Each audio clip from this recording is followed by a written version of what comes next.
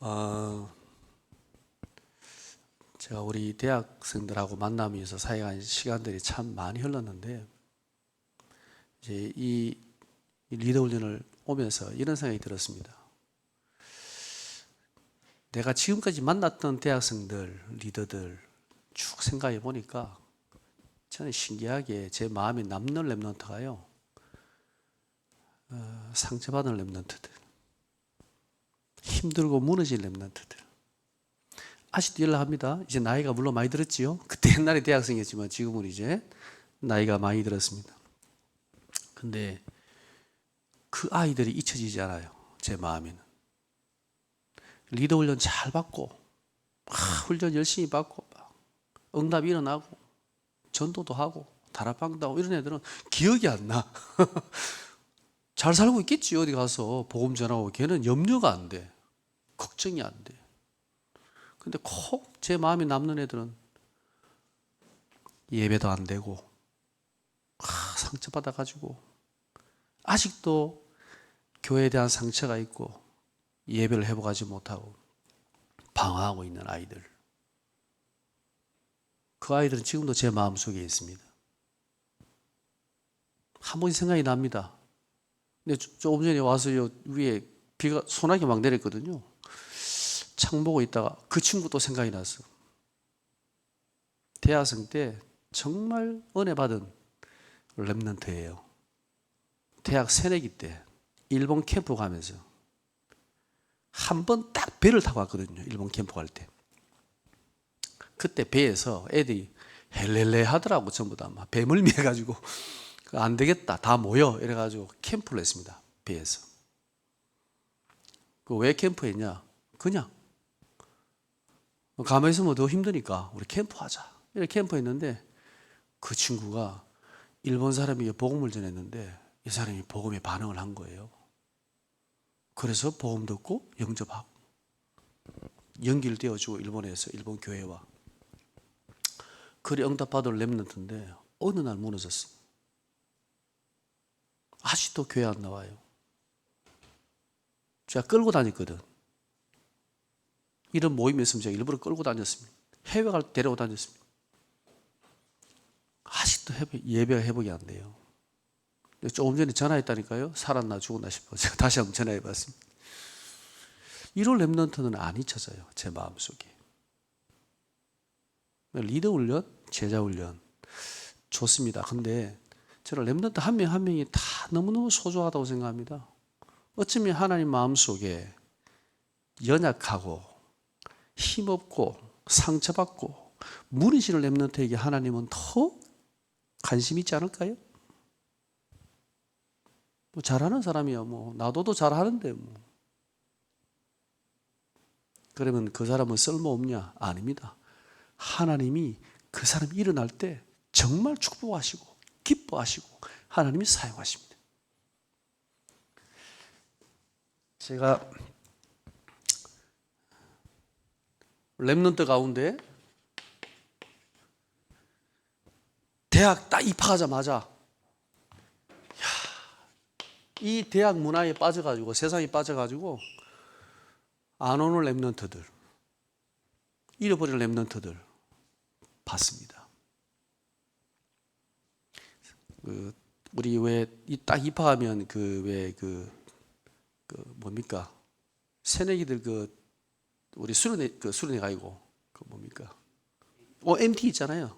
새내기 MT 갔다 오겠다는 거예요. 왜 굳이 가려고 그랬더니 가서 전도해야 된다면서. 전도하려면 관계를 해야 되니까 가야 된다고요. 그래? 갔다 와. 그 길로 안 나타나. 옛날에는 그 캠퍼스 안에서 기타 치고 찬양 전도했거든요. 이야, 우리가 그 캠퍼스 가운데서 찬양한단 말이에요. 기타 치고. 근데 우리 볼까봐 이렇게 둘러서 안 보이는 대로 다닌 거예요. 언제 나타나느냐? 3년 뒤에 나타났어요. 자기 발로 찾아왔어요.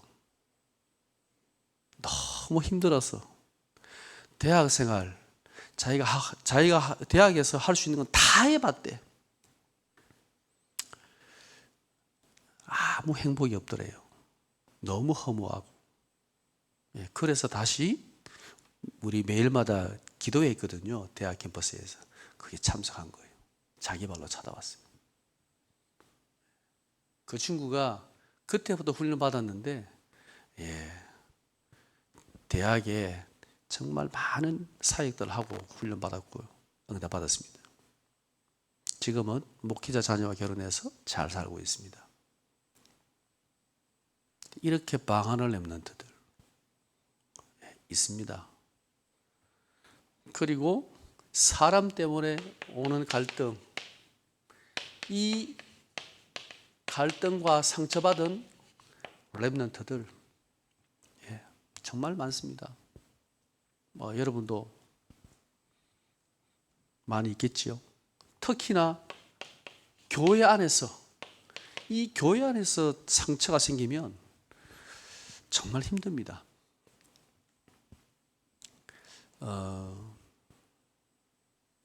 어느 정도 문제를 일으켰냐, 그 교회에 예배를 드리러 갈 수 없을 정도로, 대학부 회장인데 도저히 갈 수 없는 상황이 됐어. 자기도 그래도 어느 정도 그게 있지, 도저히 자기도 못 나갈 수 있는 상황이 아니에요. 일로 와봐, 괜찮아, 은혜 받아, 그 상처에 매이지 마, 괜찮아, 실수할 수 있어. 대신에 네가 상처 준 그 사람에게는 가서 진심으로 미안하다고 고백해. 네가 잘못했잖아, 상처를 줬잖아, 진짜로 네가 사과해라. 그리고 하나님 앞에 믿음으로 다시 서라. 그 친구 얼마 전에 입당 예배한다고 왔더라고요. 감사하다. 근데 아직 결혼 안 했어. 안에 상처받은 사람들 정말 많습니다. 근데요, 가장 문제가 되는 사람이 뭐냐 하면 이 사람입니다. 제가 볼 때 영직이 문제 있고, 상처받고, 갈등 있고, 세상에 이 유혹이 흔들릴 수도 있고, 괜찮아. 근데 가장 렘넌트 가운데 무너진 렘넌트는 어떤 렘넌트냐? 이런 렘넌트입니다. 하나님의 응답을 받고 하나님의 역사를 체험한 사람, 요런 렘넌트입니다.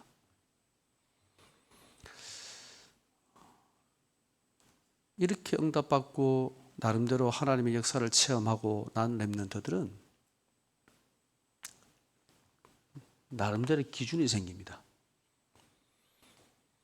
그래서 메시지 들을 때도 내 기준으로, 사역을 할 때도 내 기준으로. 그러니까 그렇게 되니까 만약에 자기가 생각할 때 이건 아니야 라고 생각하면 받아들일 수가 없는 거죠. 이런 렘넌트들.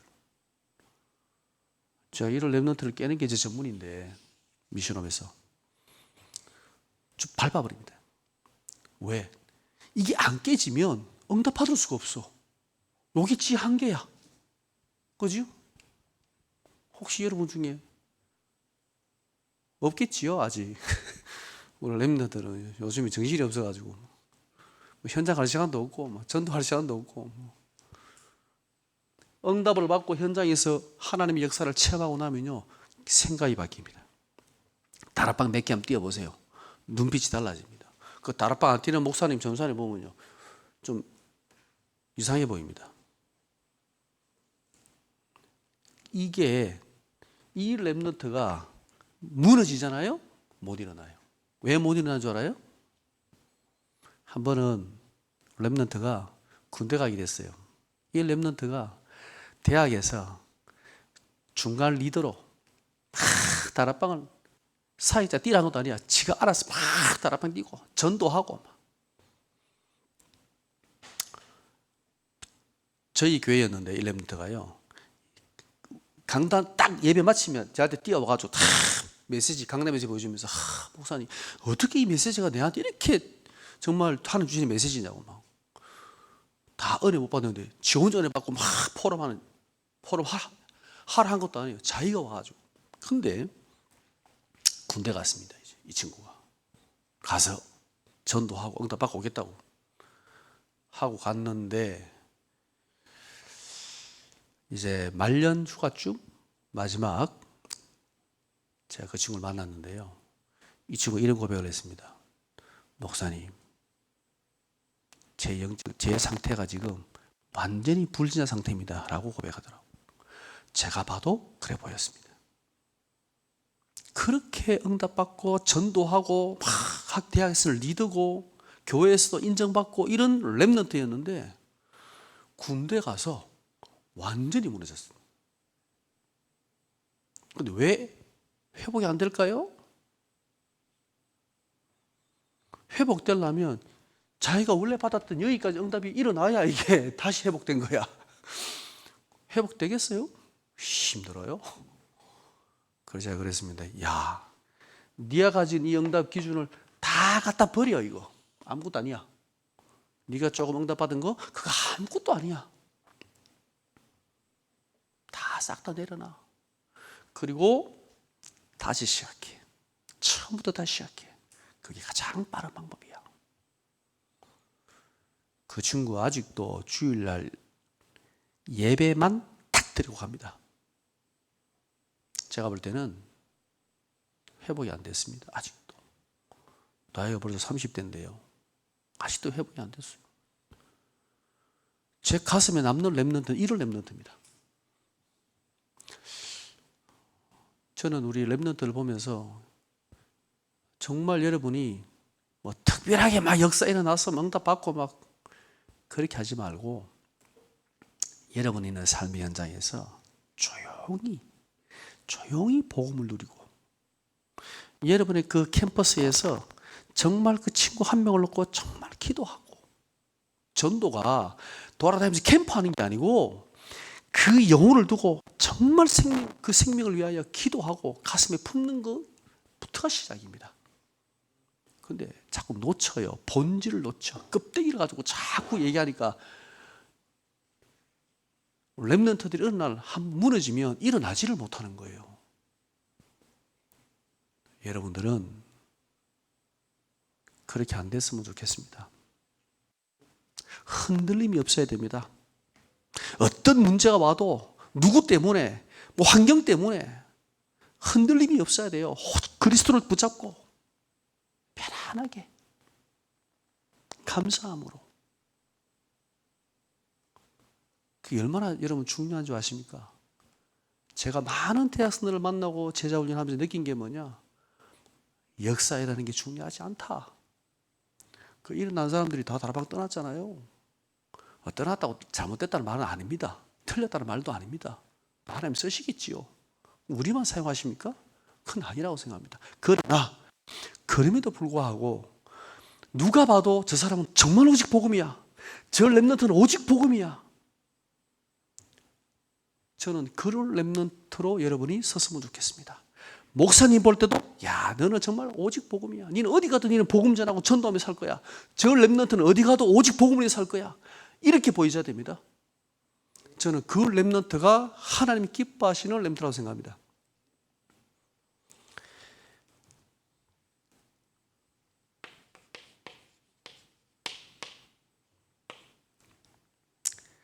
예, 하나님이 찾으시는 제자. 하나님께서 쓰시는 제자는 어떤 제자냐? 예. 제가 대학사에 갈 때 전도학교 메시지를 하면, 지교회 메시지를 하면 앞에 앉아서 열심히 은혜 받고 있는 랩런트가 있었습니다. 그러다가 제가 이제 한 명씩 이제 팀 사역을 한번 한 적이 있습니다. 그 친구를 불렀어요. 얘기하는데 이제 대학 4학년이에요. 이제 한 학기 딱 남았어요. 그래서 제가 얘기를 하면서 제가 자주 만날 시간이 없으니까 바로 물었습니다. 너는 구원에 확신이 있니? 네 하나님 자녀라고 확신하니? 그랬더니 모르겠대요. 대학 4학년인데, 그리고 다락방 교회를 10년 넘게 다녔는데, 어릴 때부터 다녔는데 확신이 없다는 거야. 진짜 어떡하지? 내가 하나께 딱 나오면서 내가 하나께 또한 너에게 다락방을 해줄게. 일주일에 한 번 전도하기 전에 조금만 일찍 와. 제가 그 친구에게 다시 복음을 얘기했습니다. 그 친구 눈물 흘리면서 다시 영접했습니다. 그리고 복음의 확신을 심었습니다. 그러니까 메시지를 듣고 훈련을 받는 게 중요한 게 아니라 이 복음이 나의 복음으로, 그죠? 이 복음이 나의 복음으로 여러분 속에 확인되어지고 고백되어지고 누림이 돼야 되거든요. 하나님께서 찾으시는 제자는 어떤 제자냐? 이 복음의 비밀을 아는 제자입니다. 복음이 뭔가? 로마서 1장 2절에서 4절. 이 복음은 곧 우리 주 예수 그리스도라 그랬죠. 예, 그리스도가 복음입니다. 우리가 너무나 잘 알잖아요. 복음이 뭡니까? 이 복음은 정건이 것인 우리에게 영생을 주신 것과, 복음은 생명입니다.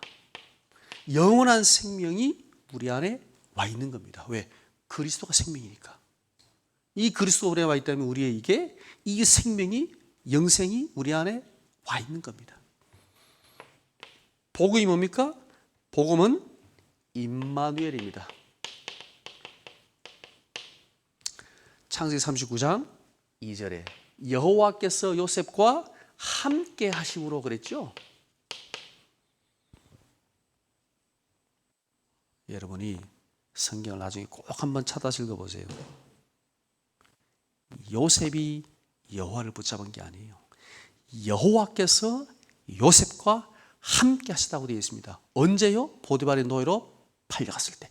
39장은 노예로 지금 팔려갔을 때거든요. 그때 여호와께서 요셉을 붙잡고 있었습니다. 이게 복음이에요. 여러분이 어려움 당하잖아요. 하나님이 저 멀리 있는 게 아니에요.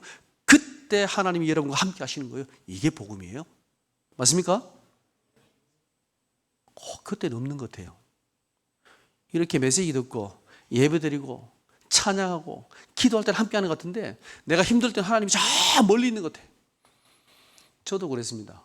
하나님이 제 기도는 안 들으실 것 같더라고요. 왜요? 아니, 내보다 얼마나 중요한 사람들이 많은데 하나님이 그 사람들 기도를 다 들으셔야 되는데 내 기도가 들으실까? 제가 대학생 때, 제가 랩런트 때, 솔직히 여러분은 들으실 것 같아요? 저는 제 양심적으로 안 들으실 것 같더라고요. 저 목사님들, 선교사님들, 장로님들 얼마나 중요한 분들 많습니까? 내 같은 사람의 기도 들으실까요? 제가 나중에 알았습니다. 시간이 지나면서 알았습니다. 그때는 잘 몰랐습니다. 그냥 몇 마디 던지는 기도가 그냥 뭐 대충대충 기도하잖아요. 우리가 생각나는 대로. 하나님 그 기도 다 들으실까? 예, 들으십니다. 근데 왜 응답 안 하십니까? 응답은 하나님이 시간표에 따라 주시는 거지. 하나님이 다 들으세요. 여러분 나중에 결혼해서 아기를 한번 낳아보세요.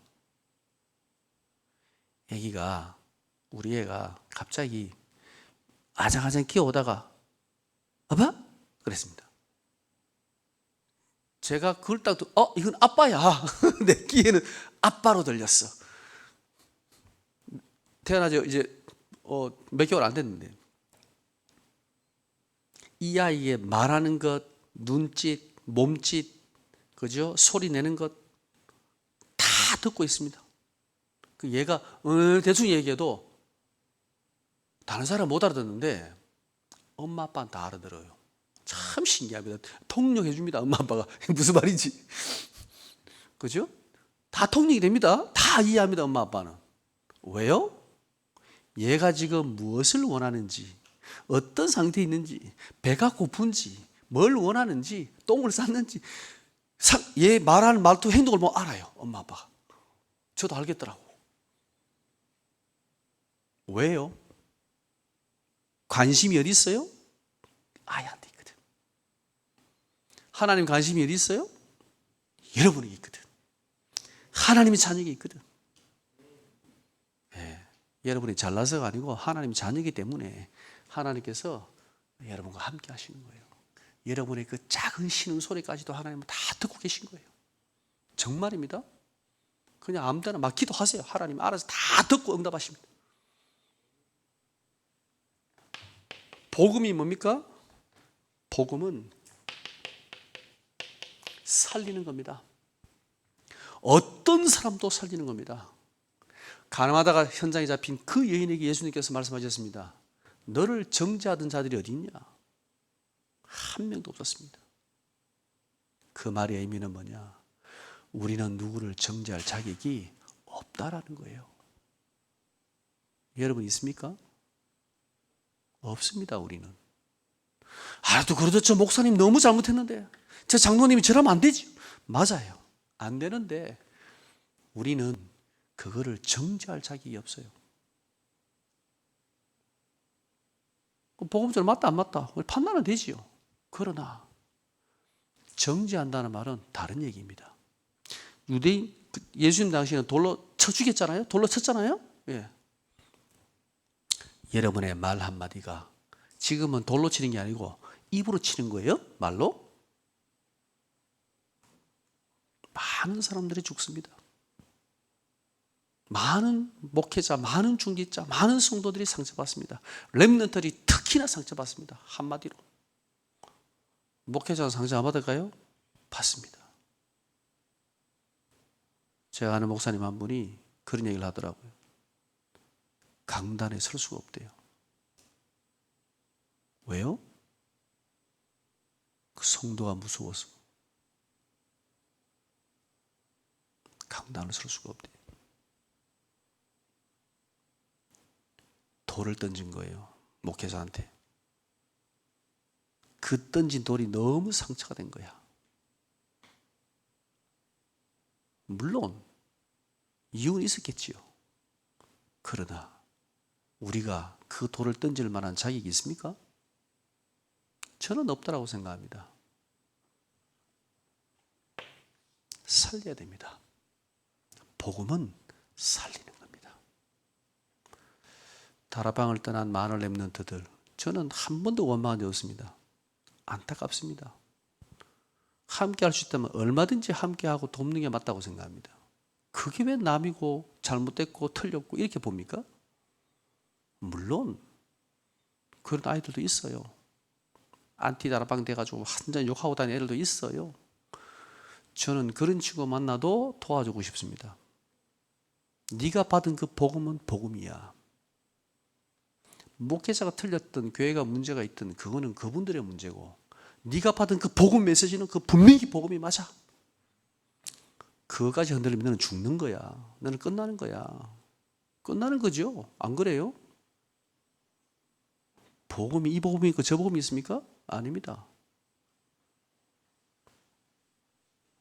잘 봐야 됩니다. 정말 다 살려야 됩니다. 불신자도 살려야 되고 기존 신자도 살려야 되고 내하고 생각이 다른 사람도 살려야 됩니다. 왜 죽입니까? 왜 욕을 하고? 왜 싸웁니까? 저쪽에서 먼저 공격하니까. 그러면 예수님도 싸우셔야지요. 안 싸웠습니다. 맞았습니다. 그리고 기도하셨습니다. 그들을 위하여. 저는 그게 복음이라고 생각합니다. 저는 다락방에서 그렇게 복음을 들었습니다. 복음은 살리는 겁니다. 정죄하는 게 아닙니다. 복음이 뭐냐? 복음은 내려놓는 겁니다. 더 많은 걸 가지는 게 아닙니다. 내려놔야 됩니다. 바울이 이렇게 고백했습니다. 나의 달려갈 길과 주 예수께 받은 사명 곧 하나님의 은혜의 복음을 증언하기를 마치려면은 나의 생명조차 조금도 기한 없이 여기지 아니하노라. 우리가 복음을 누리면 누릴수록 내려놓는 거예요. 더 내려놔야 돼요. 내 자리, 내가 가지고 있는 것들 내려놔야 돼요. 이게 내려놓을 때 하나님의 역사가 더 크게 일어나는 거예요. 근데 움켜 잡고 있잖아요. 죽어도 못 나. 예. 그게 문제입니다. 복음이 뭔가? 복음은 영광을 얻는 것이 아니고 나의 십자가를 지는 것입니다. 나를 따라오든 자기 십자가를 지고 따라오라 그랬죠. 예. 이 십자가란 말은 뭡니까? 내가 복음을 위하여 당하는 고난을 얘기하는 겁니다. 내가 복음 때문에 어려움을 당하는 걸 얘기하는 겁니다. 욕을 얻어먹는 걸 얘기합니다. 당연히 우리가 십자가를 지고 가야 됩니다. 기쁜 마음으로. 하나님께서 반드시 상급을 주시겠다고 약속하셨습니다. 복음이 뭡니까? 복음은 영혼을 사랑하는 겁니다.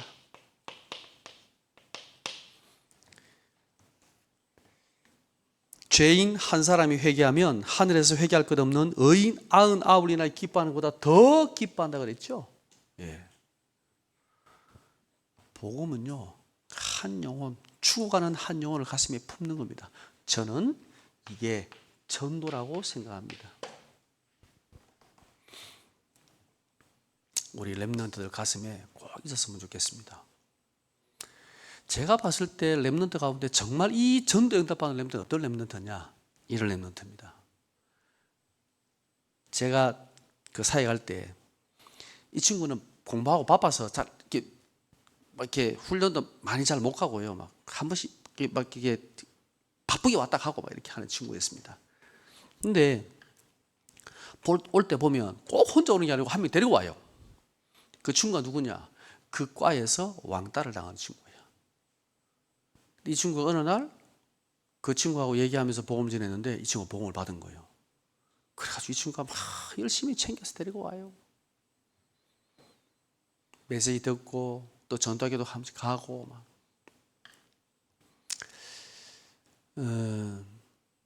그 친구가 자기 과 아래 있는 그런 어려움을 당하는 아이들을 위해서 전도대장에 이름 내고 기도하고, 그래서 복음 전해서 영접해서 교회까지 데려가기도 하고 주일날은 막 이렇게 전도하더라고요. 예, 이 친구를 제가 어디서 만났냐? 미국 캠프 가서 만났습니다. 미국 갔는데 그 친구 미국 유학을 갔거든요. 제가 그 LA 캠프를 갔는데 목사님 한 분이 우리 대학에 진짜 캠프를 인도하는 렘넌트 한 명 있다라는 거예요. 막 자랑을 하시더라고.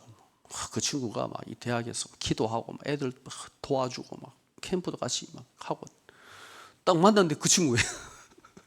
제가 봤던 그 대학이 그 친구예요.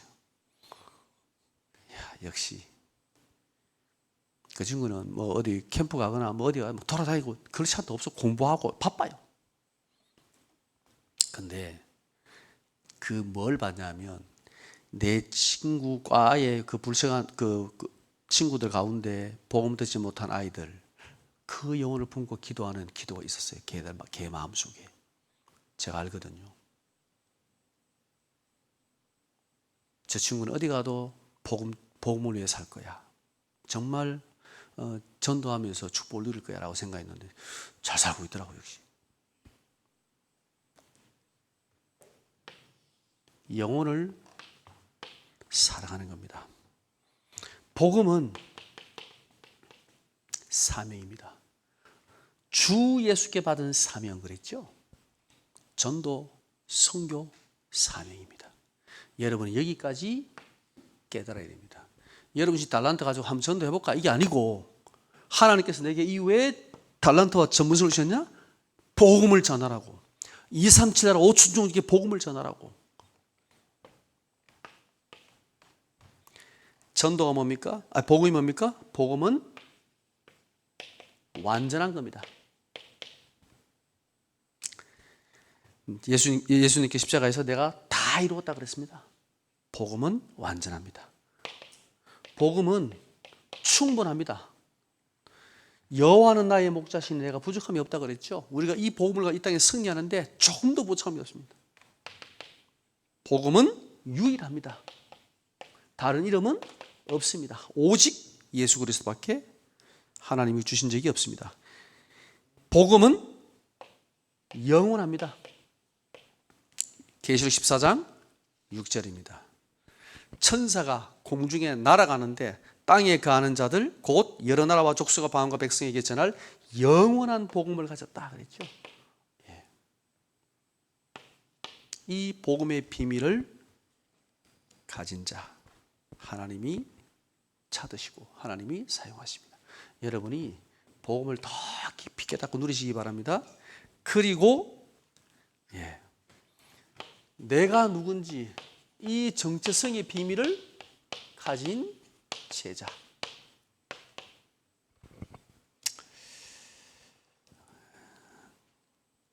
오늘 한 렘넌트가 목사님, 저는 이 말씀이 안 믿어져요. 내가 진짜 하나님 자녀가 맞는지 이 성경이 안 믿어져요.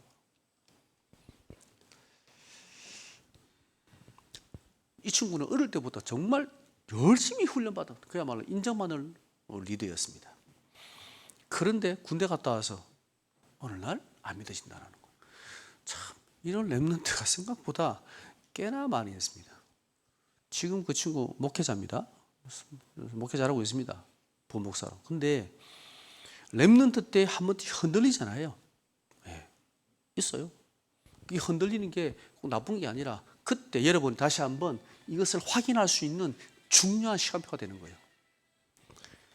자, 나는 누군가? 나는 하나님의 자녀다. 영접하는 자에게는 하나님의 자녀의 권세를 주었다 그랬죠. 나는 누군가? 새로운 피조물이다.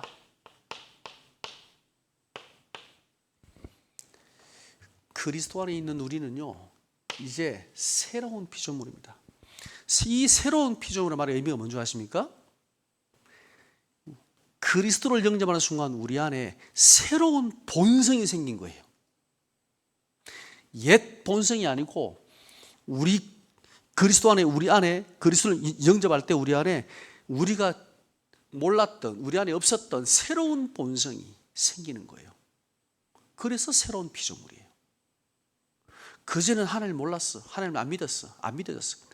예수님을 영접하는 순간 하나님이 믿어지고 이 그리스도의 말씀이 내게 은혜가 되고 예배가 너무 감사하고 그죠? 찬양이 행복하고 전에는 없었어. 들어도 전혀 감기 없었는데 내하고 상관없었는데 이게요 새로운 피조물의 말은 성령께서 우리 안에 들어오실 때 새로운 영적인 본성이 생기는 겁니다. 그래서 새로운 피조물입니다. 전혀 안 바뀐 것 같은데 아닙니다. 우리 안에는 완전히 바뀐 겁니다. 안 바뀐 거 같지요? 아니에요. 나는 누구냐?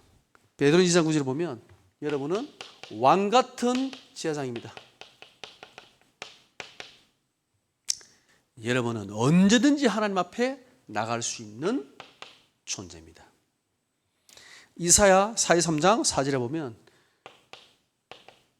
너희는 보배롭고 존귀한 자라 그랬습니다.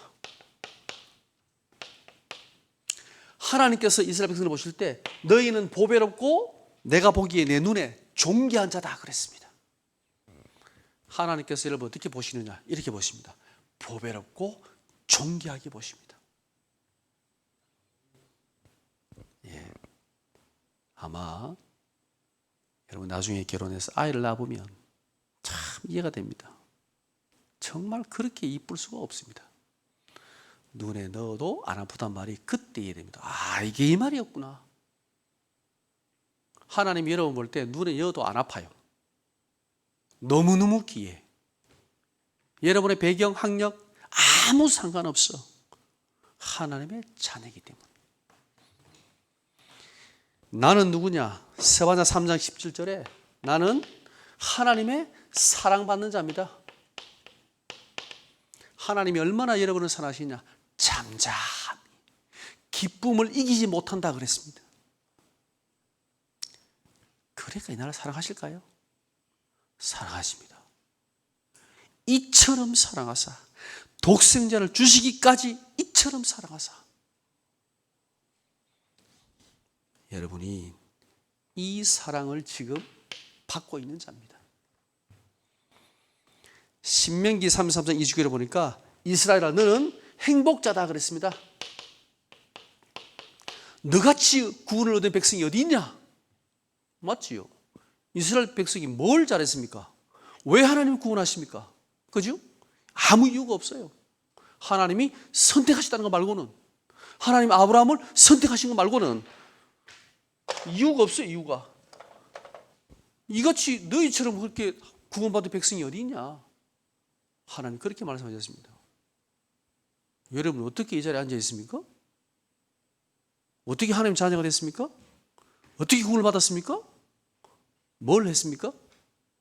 아무것도 없잖아요. 그런데 하나님이 우리를 이 축복의 자리에 부르신 거예요. 그래서 너희는 행복자야. 나는 행복자입니다. 이 말씀을 꼭 기억하세요. 그래서 흔들리지 말기 바랍니다. 창세기 39장 2절에 보니까 하나님께서 요셉에게 너는 형통한 자다 그랬습니다. 하나님께서 요셉을 보고 그가 형통한 자가 되어 그랬습니다. 이 형통하다는 말의 의미가 뭡니까? 일이 쫙 풀린다는 말이잖아요. 요셉이 지금 일이 잘 풀리고 있죠. 노예로.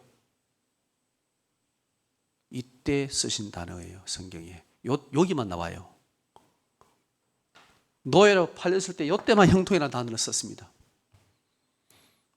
참, 약 올리는 것도 아니고. 또 왜요? 이 형통의 의미가 뭡니까? 노예로 가기 때문에 형통한 게 아니고 여호와께서 요셉과 함께 하심으로 그가 형통한 자가 되어 그랬습니다. 형통의 뜻이 뭡니까? 의미는 하나님이 나와 함께 하시는 게 형통이에요. 요셉이 그 사실을 알았던 거예요. 믿었던 거예요. 그 노예로 팔려간 거기에서 진짜 믿었던 거예요. 우리는 왜 형통을 못 누리냐? 안 믿으니까. 안 믿으니까. 요셉은 그냥 믿었어요. 그는 형통한 자가 되었다 그랬습니다. 그럼 이 형통의 축복이 어떻게 왔을까요? 대단한 역사가 일어났겠지요? 아닙니다. 요셉은 노예입니다. 노예하는 일이 뭘까요? 일하는 거지. 뭐 밭에 가서 일하고 심부름하고 시키는 거 하는 거죠. 근데 보디발이 어떻게 알았을까요? 요셉이 형통하다는 사실을. 이야, 쟤는 형통한 자야라고 보디발이 봤단 말이에요? 뭘 보고 알았을까요? 일 잘하는 걸로? 17세 고등학생인데 그 20년, 30년 노예 생활하는 사람하고 일하면 누가 일을 잘하겠어요? 뻥입니다. 요셉이 일을 잘했다는 거는. 절대 노예 못 따라갑니다. 여러분 택배 한번 해볼래요? 아무리 헬스하고 건강한 대학생도 헬스 며칠만 뻗어요. 못해요. 노가다. 거기서 10년, 20년 된 사람은요, 비정 말라도 아저씨들도 50대, 60대도 안 쓰러지고 자랍니다. 그게 노하고 있어야 되는 거예요, 그게.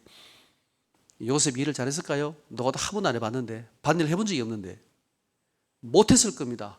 근데 보디발이 뭘 보고, 야, 형통하다. 그래 말했을까요? 신기한 일이 있습니다. 자가 일을 하는 거 보니까 열매가 요만큼 나와야 되는데 결과가 이만큼 나온 거예요. 불신자는 결과잖아요, 그죠? 일을 시켜봤는데 세상에 희한하네. 쟤는 일을 제대로 못하는데 열매가 이만큼 나와. 이 노예는 일을 너무너무 잘하는데 열매가 그거밖에 안 나와. 신기하네. 이 보디발이 볼 때 저거는 분명히 요셉이 성민의 신이 도와주는 거야.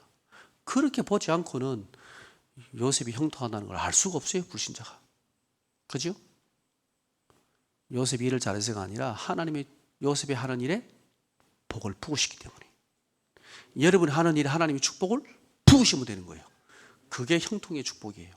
여러분 보고 죽도록 열심히 잘하라는 말이 아닙니다. 우리는 최선을 다하나 우리의 믿음은 하나님께서 나와 함께 하시오. 이 믿음을 가지고 기쁨으로, 감사함으로, 진심으로 하는 거예요. 요셉이 불평하면서 했을까요? 짜증내면서? 이를 갈면서 형들 두고 봐라, 내가 반드시 복수할 거야. 그렇게 일을 했다면 보디발이 알았을 겁니다. 절대 가진 총무를 그런 사람 세우면 안 됩니다. 그죠? 행복해. 진심이야. 저놈은 절대 나를 배신할 놈이 아니야 라고 확신이 왔기 때문에 세운 거예요. 저놈 저거는 진짜 여호와가 돕는구나 라고 생각한 거죠. 어디에서요? 노예 일을 하고 있는데 그냥 여러분 하는 그 일에 하나님 형통한 축복이 온다는 말이에요. 이해되십니까? 내가 누구냐? 나는 의인입니다. 로마서 1장 17절에 그죠? 하나님께서 우리를 의롭다라고 칭하신다 그랬습니다. 우리가 아무것도 한 게 없음에도 불구하고 우리는 영적인 서밋입니다. 창세기 41장 38절 하나님이 요셉을 통하여 이 바로가 보고 야, 하나님의 영에 이렇게 감동적으로 우리가 본 적이 없다 그랬습니다. 로마서 8장 17절에 우리는 하나님의 상속자입니다. 이 모든 하나님의 기업을 이어받을 상속자입니다.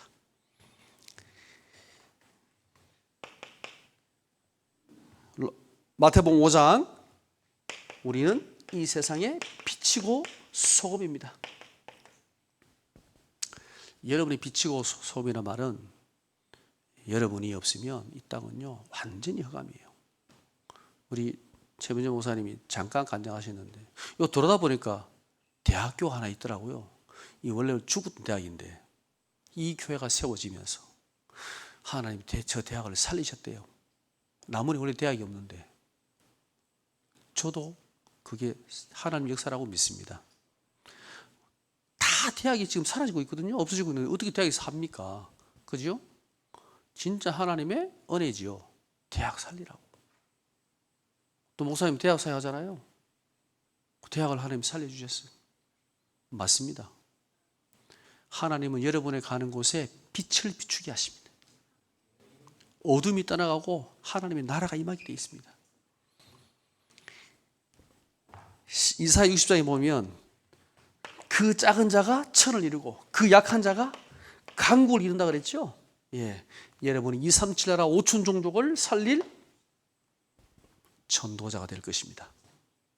아멘. 예, 안 믿으셔도 일단은 잘 몰라도 그냥 무조건 아멘 하세요. 하나님께서 여러분에게 주실 응답이고 축복입니다. 자, 세 번째는요. 하나님께서 우리를 부르심에 대한 비밀을 아는 제자입니다.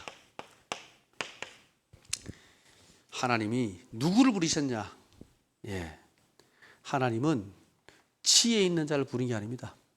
예, 미련한 자를 불렀습니다.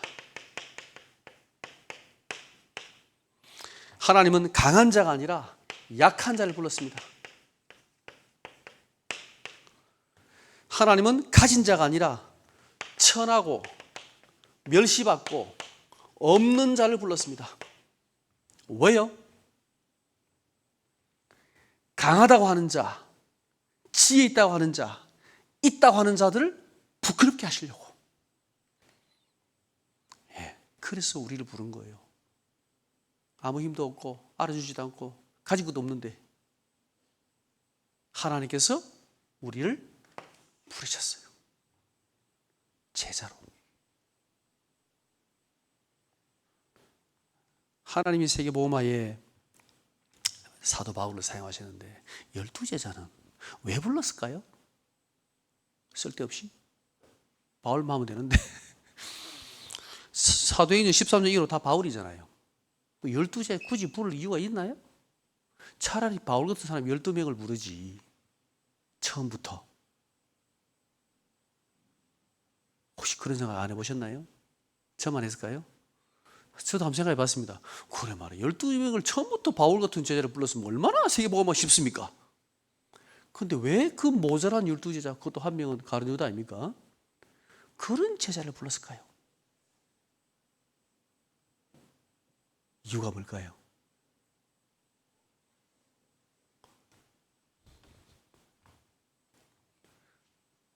나중에 친구가 예수님께 직접 물어보세요. 하나님의 방법이라고 생각합니다. 하나님의 방법입니다. 하나님이 그렇게 원했습니다. 마가복음 3장 13절에 보면 예수님께서 이 12시를 부를 때 원하는 자를 불렀다고 되어 있죠. 이 말씀이 정말 중요합니다. 그 12제자를 주님께서 원했습니다. 한 명, 한 명. 마태, 그죠? 그 다음에 마가, 한 명 한 명을 하나님 직접, 예수님 직접 불렀던 거예요. 왜요? 그 한 사람 한 사람을 예수님께서 사용하실 계획을 가지고 부르신 거예요. 그 사람이 어떤 사람인지 성격과 모든 걸 다 알고 부르신 거예요. 성경 원문을 보면 우연히 지나가다 제 마음이 드는 이렇게 부르는 게 아니고 계속 보아왔다가 딱 봐놨다가 너 일로 와 이렇게 부르신 거예요. 예수님께서.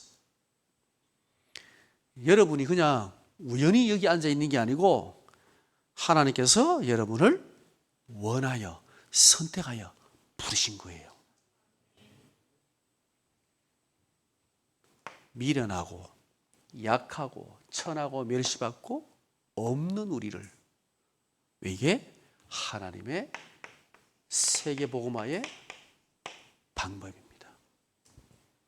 이렇게 말고는 설명할 길이 없습니다. 저는 그렇게 믿습니다. 그래서 나는 딱 맞다 이 기준에 하나님 기준에 딱 맞는 사람이다. 모자란 사람이니까. 자, 오늘 여호수아 14장 12절 말씀 읽었습니다. 결론입니다. 하나님이 찾으시는 제자는 어떤 제자냐? 여호수아도 있지만 이 갈렙 같은 제자. 저는 이 갈렙 같은 제자를 참 좋아합니다. 제 성격인지도 모르겠는데요. 저는 여호수아보다 갈렙이 훨씬 좋아요. 저도 어디 나가서 이렇게 강의하는 게 별로 안 좋아요, 솔직히. 제가 대학 랩런트들 제가 메시지니까 왔지. 만약에 어른들을 위해서 불렀으면 제가 안 왔을 겁니다. 안 갑니다. 랩런트이기 때문에 온 거예요. 랩런트 대학 랩런트 부르면 제가 어디든지 갑니다. 근데 이 갈렙이 왜 중요한 사람이냐? 오늘 여호수아 14장 12절은요. 지금 이스라엘이 가나안을 정복하는데 정말 위기를 만났잖아요. 안악산지를 만나서 위기를 만났을 때 지금 여호수아의 그 갈렙의 고백입니다. 오늘 이 말씀 속에서 우리가 보면 갈렙이 하나님께서 주신 이 언약을 민수기 14장 24절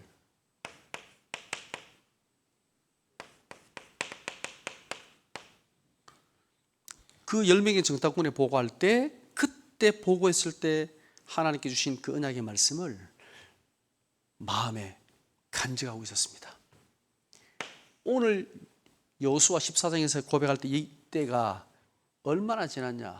45년이 지나고 난 다음에 지금 오늘 여호수아 앞에서 이 45년 전의 언약을 다시 고백하고 있는 거예요. 예, 우리 렘넌트 이랬으면 좋겠습니다. 여러분 가슴 속에 하나님 주신 언약, 이 언약이요 가슴에 담겨 있어야 돼요. 누가 뭐라 하든 칭찬하든 욕을 하든 그죠? 뭘 하든 상관없이 하나님께서 내게 주신 언약, 그 언약을 가슴에 간직하고 있는 사람, 멋있는 사람이에요. 정말 하나님이 쓰시는 사람이에요. 전 우리 렘넌트가 그랬으면 좋겠습니다. 하나님 앞에서 좀 칭찬하면 막 열심히 하다가 막 안 알아주면 삐져가지고 뭐 상처받고 막 이런 랩런트 말고 그런 랩런트 많습니다. 앞에 세우면 리더가 되면 막 열심히 합니다. 오늘 리더 물러나면 아무것도 안 합니다. 내가 왜 뒤에서 괜히 딴지 걸고 그게 뭡니까? 갈렙은요 여호수아와 똑같이 모세의 오른발 왼팔이었습니다. 그런데 여호수아가 딱 세워지니까 깨끗하게 물러났습니다. 그 이유는 갈렙은 뭐 했냐? 하나님 신 언약을 붙잡고 기다린 거예요. 언약 붙잡고 있었던 거예요. 멋있지 않습니까? 저는 이 사람이 멋있습니다. 누가 뭐라 그래도 흔들리지 않고 정말 오직 복음을 위해서 달려갈 수 있는 사람. 예. 저는 하나님 주신 언약 2만 대학 복음화인데 그렇습니다. 어디 있든지 어떤 자리에 있든지 저는 대학 복음화 제게 주신 사명입니다. 바울이 고백했던 것처럼 저도 이 고백을 합니다. 나의 달려갈 길과 주 예수께서 주신 사명.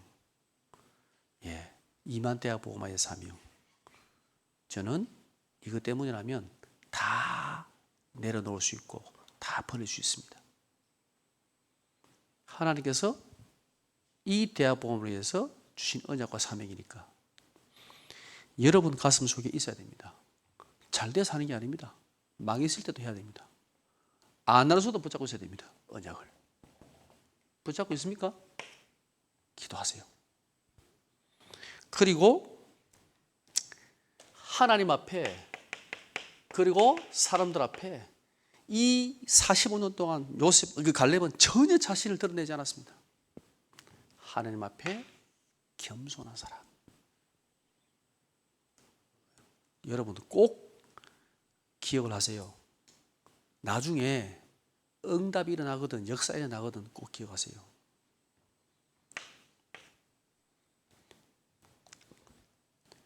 세 번째는요. 갈렙이 달려고 했던 땅은 안악산지입니다. 안악산지. 안악산지는 아무도 가려고 하지 않은 현장입니다.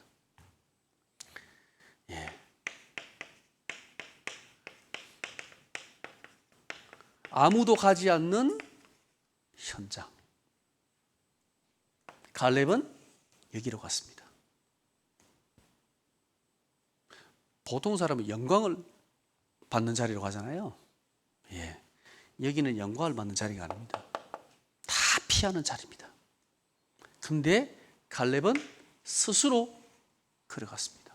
사실 갈렙은요, 그 가나안 땅에 어떤 땅을 달라고 그래도 추정할 수 있는 권리가 있어요. 10명이 전당 가운데 여호수아 갈렙 말고는 그죠? 믿음이 고백한 사람이 없잖아요. 10집안은 다 불신앙이잖아요. 그럼 가나안 땅 가장 좋은 땅을 달라고 해도 돼요. 사실 갈렙은. 그런데 이 안악산지를 달라고 한 거예요. 참 멋있지 않습니까? 정말 멋있는 전도자예요. 굳이 뭐냐면 남 안 알아주는 저는 저걸 하겠습니다라고 하는 선택을 한 거예요. 회장도 있고 총무도 있고 다 있는데 저는 저 바닥에 저거 할게요. 아무도 안 하려고 하는. 그를 렘넌트 봤습니까? 여러분이 그렇게 응답받기 바랍니다. 교회에서도 현장에서도 학교에서도.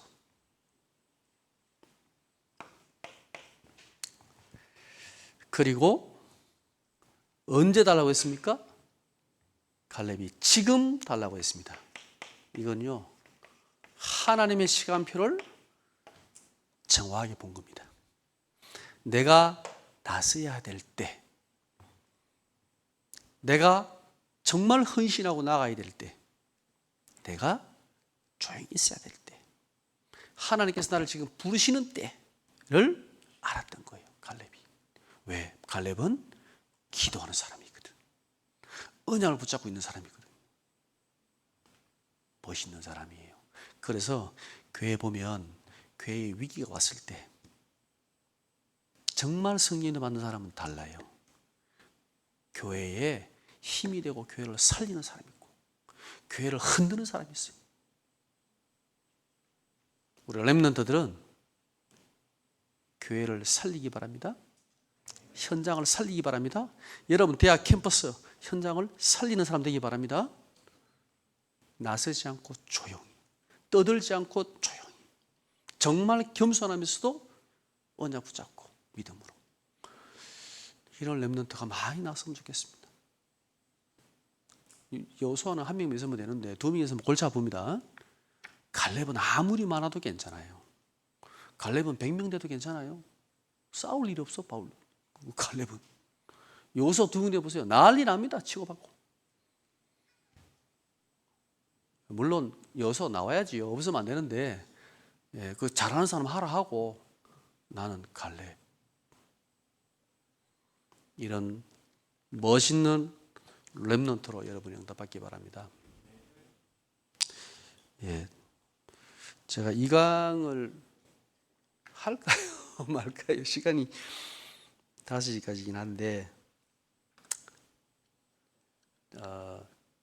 한 10분 쉬었다가 제가 짧게 마치겠습니다. 그러면 5시 전까지 마치는 걸로 짧게 그렇게 하겠습니다. 시간 되는